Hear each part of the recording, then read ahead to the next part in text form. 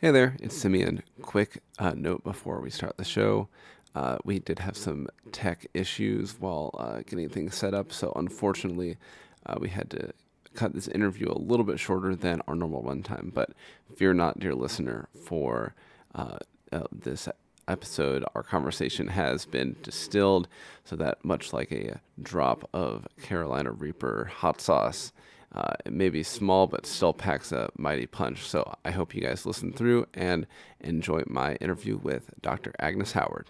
So I think if you begin to assume that you're really, it's not that you're unimportant, but your part is in the scheme of things often comparatively small, then you do pretty immediately free up yourself a little bit of space for appreciating things when they go right, because you're assuming they're going to go wrong. So when they go right, also, as I like to tell my children, anytime you see anything that's not stupid, be glad about it.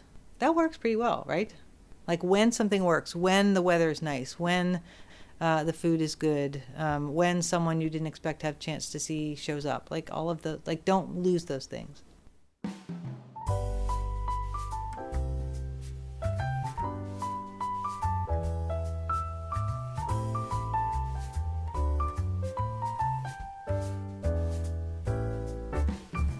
Hello, and welcome to Listening for Purpose. I'm your host, Simeon Klepak, and on this season of the show, we are talking to people of Valpo about what inspires them and how they discern purpose in their lives. Today, my guest is Dr. Agnes Howard, who is a senior fellow for the Lilly Network and teaches in Christ College. And Dr. Howard, could you please share with us what is your favorite place to hang out on campus? My favorite place to hang out on campus, especially in good weather, is the courtyard of Muller Hall. That is a wonderful spot indeed.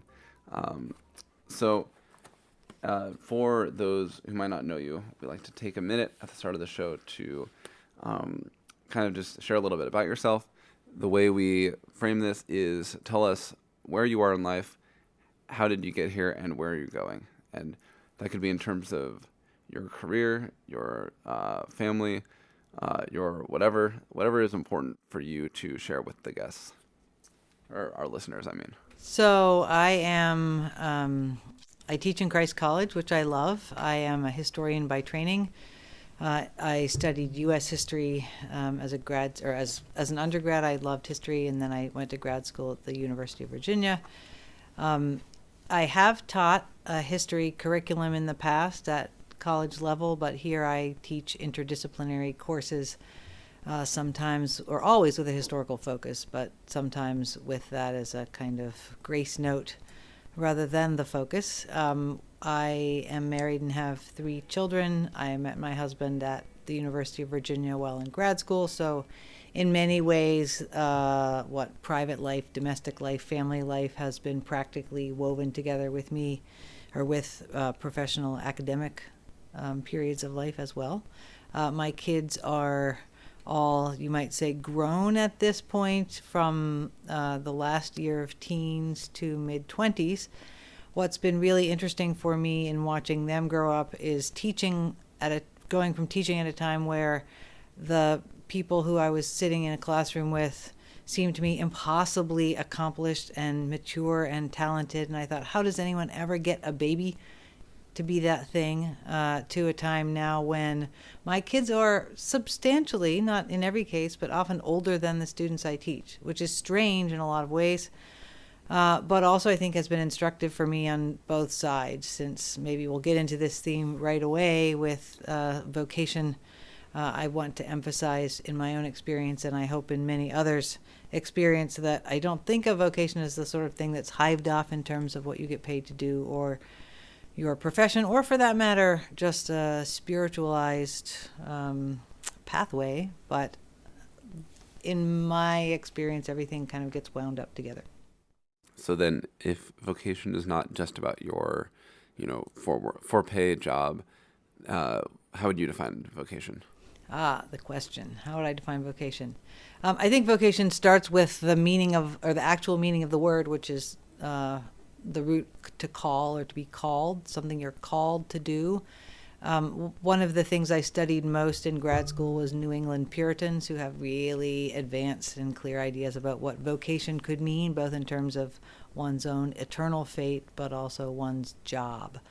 But the key thing with that word is a vocation is not something you make up by yourself, but substantially is something others beckon you to do. In New England Puritan terminology, it would mean something, or your practical vocation would be something you are given that is good in itself to do, that you do on behalf of the community, and that God and community both call you to do. It's not doing what you feel like, or doesn't have to be very exalted, but really important are all those three pieces. That it itself is good to do, so, drug trafficking, that doesn't count, even if it serves a community, even if you feel God has called you to do it. It's not just one-on-one with God, for those people, but for some people, I think that could define one's vocation, but a call to do good work in service of a community. So did that kind of idea crystallize for you and lead you to your work here at Valpo? And of course, like your work outside Valpo, because like you just said, it's not just your paycheck. Well, if pressed to explain how I found my calling, my guess is at some point you will want me to say, do I think that's a fixed or an evolving sense? I think it always has to be evolving, unless your community and your place always stay fixed. But probably for most people, one's vocation evolves or changes over time, and one's understanding of it changes over time. For me, it came from the composition of being a student and growing from being a student into figuring out how I could use what I had learned as a student. And for me, that turned out to be going to grad school, teaching and writing in various capacities, but not necessarily what one would assume at the time a PhD would yield, because academic job markets have changed a lot. So if anyone wants to do that, I would recommend a high degree of flexibility and loose interpretation of what you think a PhD, especially in a humanities topic, qualifies you to do. But I loved my studies, both as an undergraduate and a grad student. I loved learning about U.S. history. I thought there was, I start with the assumption that part of your vocation of being a person alive in a time and place is knowing something about your time and place, and mine happens to be the United States. So I think even learning it is a way of living out vocation. Learning it in a way that I was training for a job was the next step in that, not finding an environment where the thing I knew well how to do was necessarily going to be rewarded in the marketplace. I think required then an additional kind of twist to the vocation, which was a certain kind of flexibility, which is not that hard if you assume your calling is to serve a community. If you assume your calling is to do the thing you're good at doing and only that one thing, then I might have been more stuck to redefine. But then the other thing I felt when I had my first baby here in Valparaiso, this is exciting. The house no longer exists, the hospital no longer exists, but they're both formerly in walking distance from the university, right down McIntyre Court. And when I had the baby, I thought, this is not true for everyone. It's not true for everyone who has a child, and it's not true, the implications of it are not irrelevant for people who don't have children. But I thought, look, there's a human being right in front of my face I can't argue myself into this not being part of my responsibility as a human being to take care of this child. And so that was actually quite comforting. It wasn't one of the things you do as a young person is worry about what you're supposed to do, either if you have high ambitions for yourself or you think God might have called you to some particular exotic work and you wonder, am I doing the right thing? But the really lovely feature about having this child was I felt, I have no question but that's the thing I'm supposed to do as part of my vocation. Yeah, it kind of became more concrete for you in a way where, for students here at Valpo, that question of vocation is very open-ended, and there's oh my gosh, there's a million places and a million companies, and which one is the right one? But as a parent, as a mother, you had this baby that was this, this is the person that I have to serve and take care of, and it's you're kind of freed from the ambiguity in a certain way. Yeah, for sure. I mean, like I didn't know which child of all the children who ever existed in the world my child would be. So there was some kind of discovery in that. But also maybe tacking away from motherhood for a minute and going back to the thing you said about the uncertainty of being young and not knowing which thing. I had a colleague at Gordon College, where we were before, who was really impatient when students got super spiritualized about kind of what God might be calling them to do. And she would say, like, look right in front of you. You could have a future that brings you to a different place and requires lots of choices from you. But right now, like this very minute, this very day, you have a certain kind of calling to be a certain kind of person, to be faithful in your commitments, to do the work you're supposed to do and do it well, to think about the implications of your actions, both your labor, but also your tastes and your interests on other people. And then I could also add one more little Puritan footnote to this too. One of the people's favorite things about, Puritans do not get a lot of great press in American history, but, I'll stick up for them most days. But one of the things that people actually do kind of like about them is a quotation from an English pastor named, I believe it was Joseph Hall, who said, God loveth adverbs. God cares not how good, but how well. Like, you should be less interested in the product of the thing you make than you are in the way you make it. And, of course, like the products often matter, and there are lots of kinds of work where the product absolutely matters. But the way you do it is part of your vocation, not just the outcome. It's less about like the results of our labor and what we're actually able to produce, and more about what is our disposition and our heart towards our work, towards our community, towards God while we're doing that work. Yes. And now here I'm forgetting where else this has come into my head. Like it's really useful to you as a human being to know some history, right? Like, I think, what do people who are not historians even do? Because you have a trove of all kinds of weird stuff in your head, even if you don't know where it comes from. But, each period of time kind of requires emphasis in a way to correct the prevailing unhappy tendency of the time. So I don't want to be heard to be saying it doesn't matter what the outcome is, or you should not care about the outcome at all. But if, as I think might be true, we live in a time that's product oriented, or we work in a profession that may not have been in previous decades or centuries measured by outcome measures in the way we are currently encouraged to do, maybe tacking a little bit too much in the direction of well rather than good can be helpful. So let's get into the book you've brought with us, brought for us today. What is this book, and I guess how did you first come across this novel? So Marilynne Robinson's Gilead, I think, is one of my favorite books of all time, and I'm glad you asked how I came across it, because actually I came across it in teaching environments. I used to, at Gordon College, teach a version of a VIEW class or a first-year seminar where we had rotating texts. And when this book came out in 2004, it made a huge splash. Marilynne Robinson's a great novelist, essayist, kind of public intellectual who also identifies herself in public as Christian, even like to push that Puritan theme a little bit as Calvinist, which is, a gutsy and maybe problematic thing to do.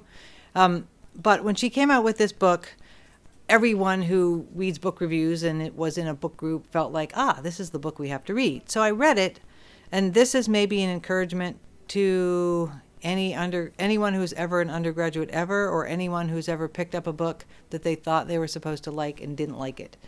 The first time I read this book for the purpose of class, I thought, as many students think, okay, I read it. There it is. I did my work. My eyes passed over the text on the page and I'm done with it. And, it wasn't bad. It was just, I wouldn't have imagined that years later I would come back and bring it with me. But if I can make in this period of time a pitch for anything, it would be a pitch for reading a book more than once.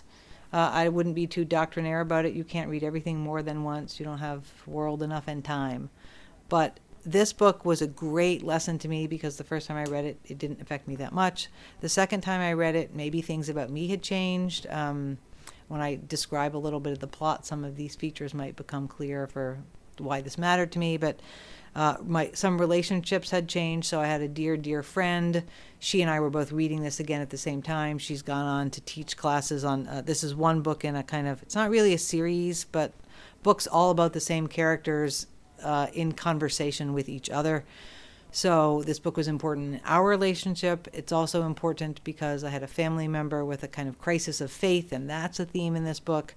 So from reading this for the first time is thinking like, all right, that's kind of nice. Like, it's a book you could give your grandmother to read and she wouldn't find anything in it offensive. But that would be a kind of false reading. That would be a mistake. Right. Because it's not meant to offend your grandmother with like naughty words or compromising scenes, but it cuts right to the heart of what it means to be a just, embodied person living in relationships and trying to do with integrity what you think you're supposed to do. So can I summarize it a little bit? Absolutely. Yes.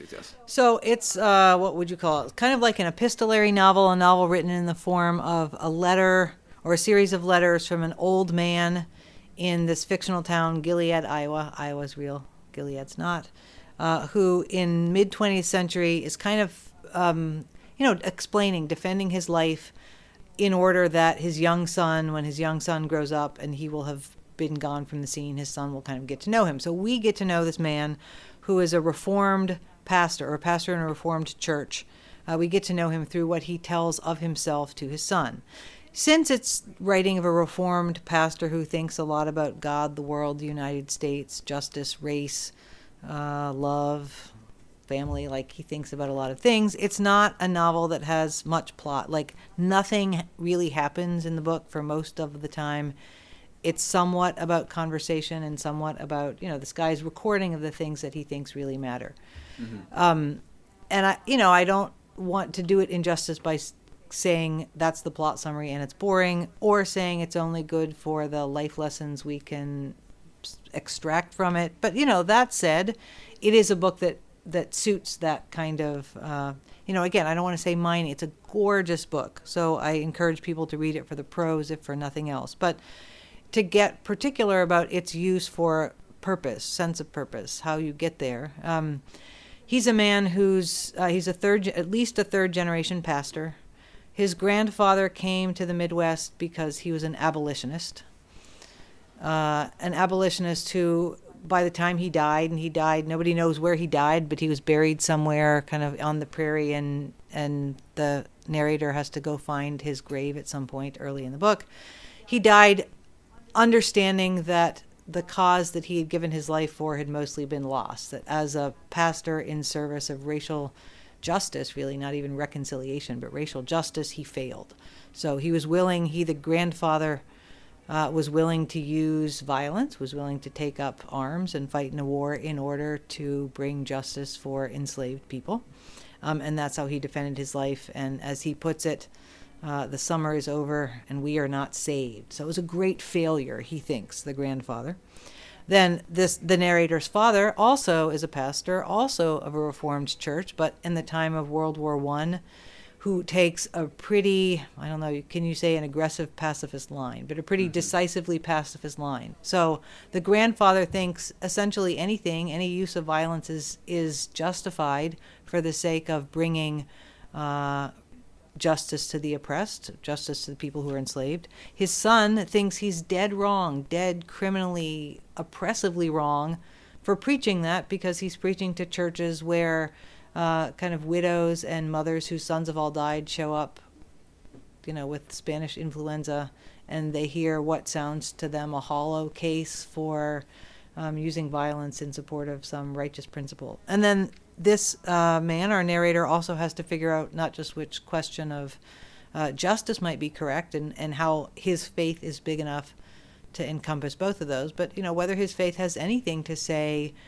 to his own time and place and family situation. So it's in every possible way a good exploration of really important questions, but also in a pretty earthy, homey, you can't get much more earthy and homey than like a Midwestern clothesline or countertop making grilled cheese. Like it's that kind of texture. Right. And I appreciate about this book that it's really, there's a lot of parts that are rather mundane, where he's just talking about, hey, this is a quiet evening on the back porch with my son, or a walk into town to check on the neighbors. But because there is this, like, I guess, legacy he carries of his grandfather and his father, and then now him as these kind of spiritual stewards, like, all of those small moments are kind of imbued with some greater significance, and so you kind of see that kind of I guess, the moral struggle plays out in the big decisions people make, but also in just the everyday, like, how are you going to talk to your neighbor? How are you going to serve this child that comes to you? Yes, and I recognize that this is neither the time nor the place for me to do story time, but I love this book so much. Kind of were time infinite, I would read aloud long passages. But, in terms of the thing you said with ordinary life, the mundane, the everyday, he thinks that really is the place or the scene where you live out your vocation. And, he's pretty insistent, and I agree, that there is no such thing as a small or insignificant place or a small or insignificant person, not because of some, like, phony, like, sparkly pixie dust you'd want to put on it, but because everybody is working out this kind of cosmic struggle in the relationships they have, the beauty they encounter, the fact that they're paying attention to a world that's enormous, not of their own creation. And as he says a number of times in this book, there's beauty everywhere if you have eyes to see it. The world is, some nice line, we see when we look, when we have enough attention to give the world, we see the world's insufficiency for us and our insufficiency for it. Like, there's this great sense that there's enough in this world to keep us busy and curious and in awe all the time, but we can't keep that up. But every time we can, it's there to be seen, and it also disappoints us in crushing, painful, awful ways. But there's no such thing really as a little life. On that question of how you pay attention to the beauty of the world, it seems like there is everything that is almost every part of our life is kind of engineered to focus us on the mundane and on the, like, okay, well, what's this next email? Okay, what's this next meeting? Okay, well, what's this? What have you done, or what have you found useful for finding beauty in those small moments and taking your attention away from the hubbub and the malaise and onto what is true and meaningful about those small moments? So if I answered that question straight, I would risk playing into your trap of making me sound like a nicer and more tranquil person than I am. No worries. No worries. So I'm not going to do that. So, like, how do I find peace and beauty in the everyday? I mean, I would say first, I start in kind of the opposite way. I assume everything is broken all the time, and that most of the time I'm mad at something. So that, I don't want to recommend that as the way people go through the world, but in the way... You heard it here. Be mad at everything. That's the takeaway. The time. No, actually, I think there's something... Again, some things have to have perfect outcome. Like, you don't want your surgeon to say, I just have to be faithful in showing up in surgery. I don't really care how this goes. Like, there's a lot of jobs where you don't want that to be true. But there are also a lot of things, I think most things having to do with human beings, where things will not, or technology, where things will not go smoothly. So first of all, assuming that you won't have everything, things will go wrong, and you will not finish. I think that's also very important. And it's motivating this man throughout the whole of this text, that it's a great grief that he will not get to kind of finish, or he will finish his life without finishing his work of being a father to this child. And I think in all, every possible way we can understand our vocation well, whether it's in terms of the professional structures we're in, or the relationships we have, or like if we want to go big with a theological arc, we're always only doing a part. So I think if you begin to assume that you're really, it's not that you're unimportant, but your part is in the scheme of things often comparatively small, then you do pretty immediately free up yourself a little bit of space for appreciating things when they go right, because you're assuming they're going to go wrong. So when they go right, also, as I like to tell my children, anytime you see anything that's not stupid, be glad about it. That works pretty well, right? Like when something works, when the weather is nice, when the food is good, when someone you didn't expect to have a chance to see shows up, like all of the, like, don't lose those things. Right. Can you speak a little bit to, like, if you, I guess, you assume that everything's going to go wrong, you're not going to finish everything, that can lead to a lot of despair for some people, but that's not what we see from the protagonist in our story. Can you speak a little bit to, like, the role of, I guess God or faith in that dynamic? Because that seems to be like the other part from what I'm hearing. Yeah. First, attention. Paying attention can help rescue from despair, because if you are, and you're not only navel gazing, you see that there's something else to look at, and actually, it's not that your problems are uninteresting, but your problems get changed in scale. So attention first, but there's one place in this book in which the narrator, and here's, like, I've withheld this all this time because it's confusing. The narrator's name is John Ames. His grandfather, the pastor, is also named John Ames, as is his father. So, the John Ames narrator says at some point that, he's done this prayer in which he asks that he can participate in the grace that saved him. And that when he shows up for people, he show up not like as John Ames, the person who either has something to get from them or wants them to satisfy him in some kind of interaction relationship, bring him he's a widowed pastor for a long time, so there are always these women bringing him Jell-O salads and casserole. So he wants to not deal with people just as he would by himself, but to participate in the grace that saves him. Like, he is not affecting anything by acting as though he's God interacting in the relationship and not just himself, John Ames, but he is participating. And I think that's great. Like, to the extent that we are always, as I think we are, participating and not just making things up whole cloth from scratch. That seems like a good defense against despair. Yeah, that's wonderful. So I wish we had more time to get into more details, but I think as we wrap this up, what is, I guess, one nugget you would give to the students here at Valpo and the community, just to inform the way that they're thinking about purpose and vocation and calling in their life? I would suggest thinking of yourself maybe in exactly those relational terms.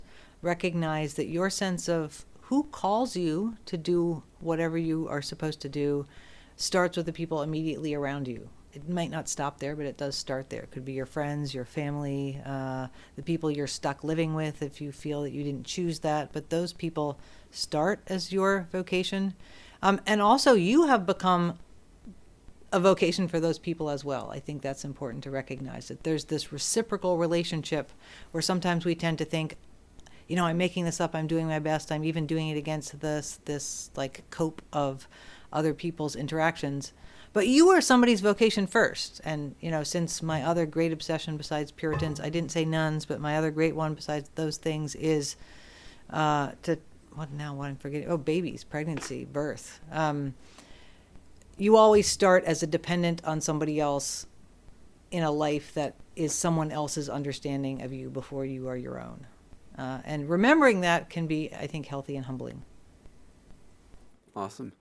Well, Dr. Howard, thank you so much for coming on the show. This was a great conversation, and hope you have a great day.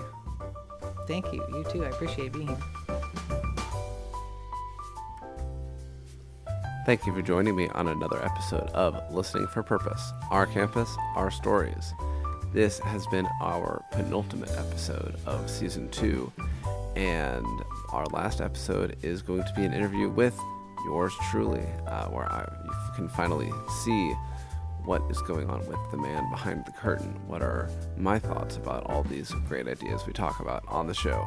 This episode was recorded and edited by me, Simeon Klepak, with help from Kat Peters, Gabby Unseker, and Cam Haggett, here at the Institute for Leadership and Service.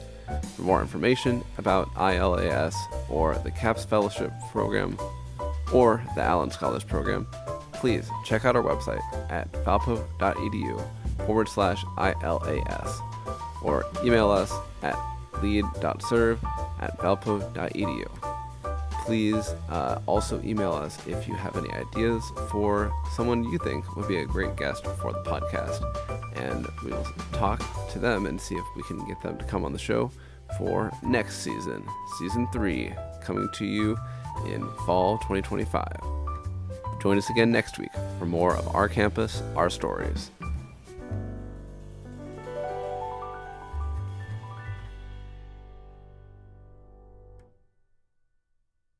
Oh, babies, pregnancy, birth.